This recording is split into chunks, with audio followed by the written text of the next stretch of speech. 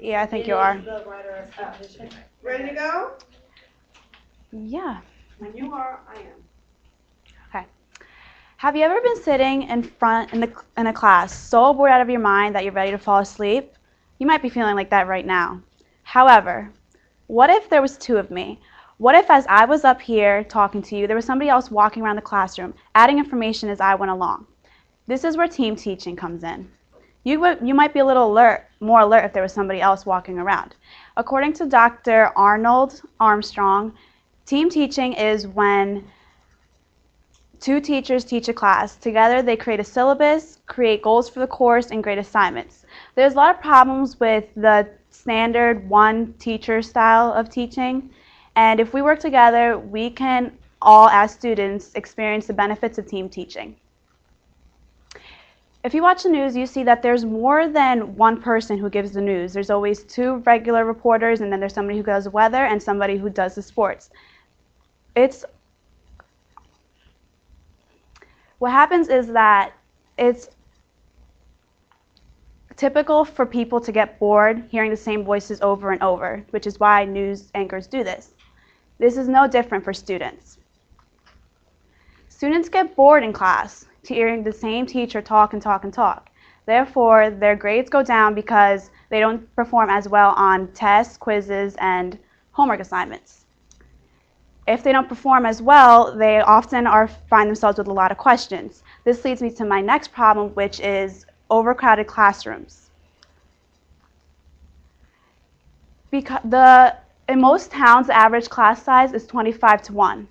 In a more urban area, this number increases by a lot. And these are the words of Dr. Ingrid Schaefer, a professor at the University of Science and Arts of Oklahoma. And basically, when all these students who were bored in class have questions, let's say that there's 20 different students with 20 different questions, it is impossible for a teacher to thoroughly and effectively answer each one of those students' questions. This also relates to why people say that urban cities schools don't have as well as education as suburban and rural areas. It's because as them being cities, they have more students in their classrooms. Therefore, there's still only one teacher in the front of the classroom having to attend to all these students, and she can't get to all of them, which is why they usually end up with a poorer education than people from suburban or rural areas. It has nothing to do with the teachers not wanting to help, it's that sometimes they just can't. Then there's also how everyone learns. Everyone learns in a different way. Some people learn by hearing, some people learn by seeing, some people learn by doing.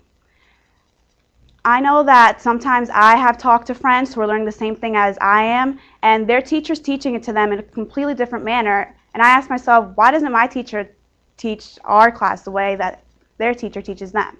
And what happens is that teachers become so boggled down in what they're doing in their own classroom that they rarely interact with other teachers about what they're doing in the classroom and how they're teaching their students. Therefore, their positive as well as their negative qualities stay within the classroom. So this would change, however, if there was two teachers in the classroom.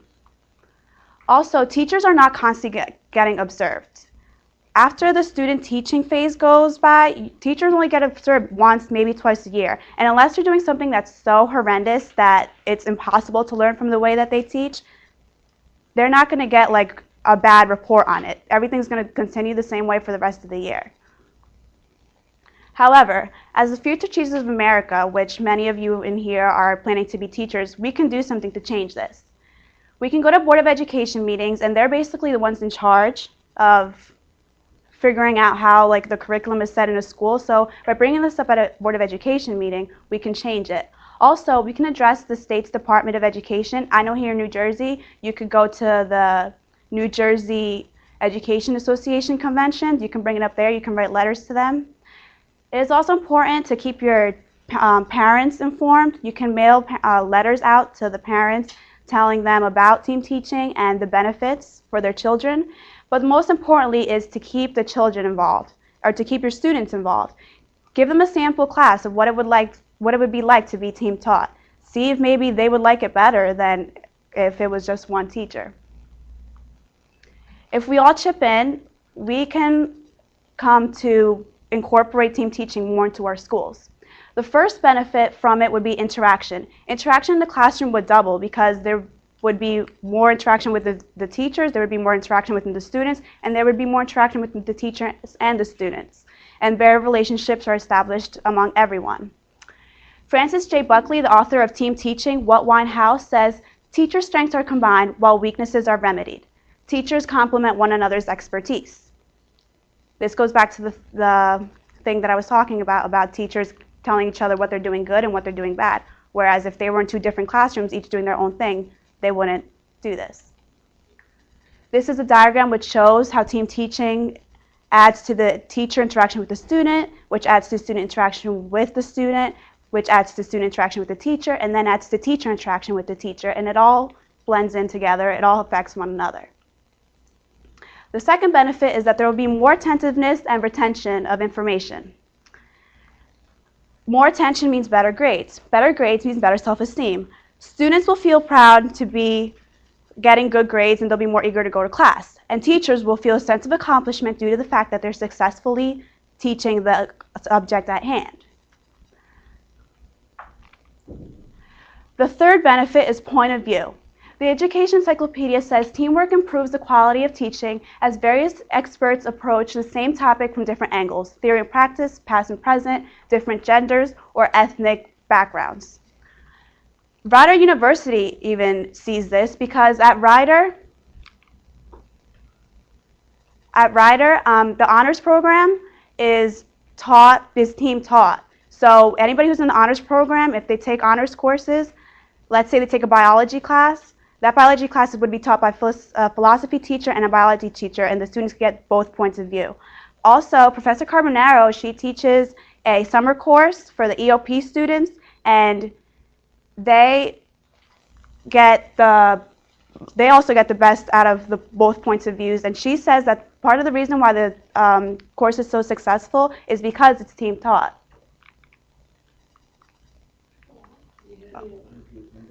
Okay. So